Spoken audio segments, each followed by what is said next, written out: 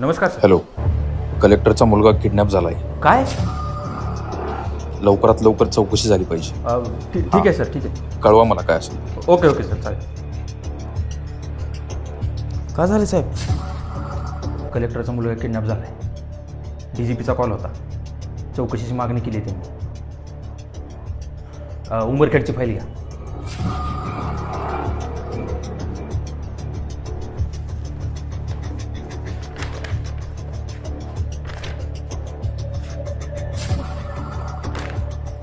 साहेब, हां, कोणीतरी शिंदे सरकार म्हणून बाहेर माणूस आले, तुम्हाला भेटायचं म्हणे.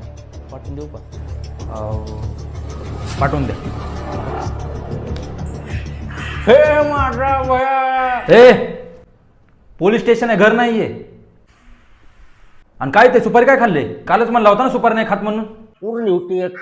बाहेर जाऊन सुपारी चुकून ये, चल.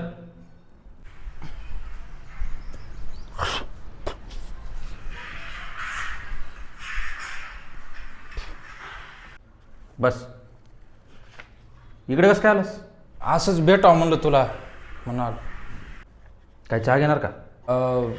सकाराम 2 चहा. सरबत सरबत दो. बरं आणा, सरबत आणा 2. हां.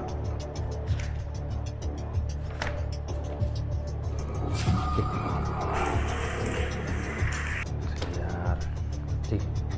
काय झाले? काय नाही, ते कलेक्टर सरांचा मुलगा किडनॅप झाला आहे. बाबू, नक्की त्या गावगुंडांचंच काम असेल हे. गावगुंड?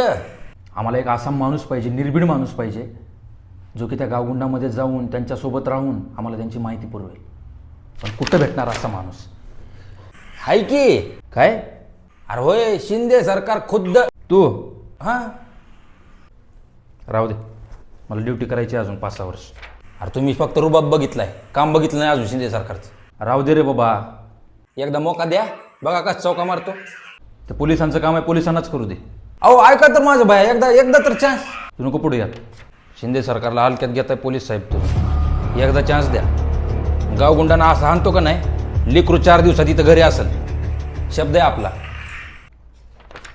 ठीक आहे, पण हे कोणाला सांगायचं नाही बाहेर, काय? ए अजिबात नाही. काय बन बसले? पण मला एक आपल्या पोलिसामधला एक माणूस पाहिजे आपल्या कॉन्टॅक्टमध्ये. सकाराम आहेत की तुझ्यासोबत? सकाळ घेऊ का तुझा मुका? जा, सांगितलं तुला ते पुढचं. बरं सकाराम, येऊ का? ए, हा, तिकडे काय मुतारी आहे, तिकडे, इकडे जा.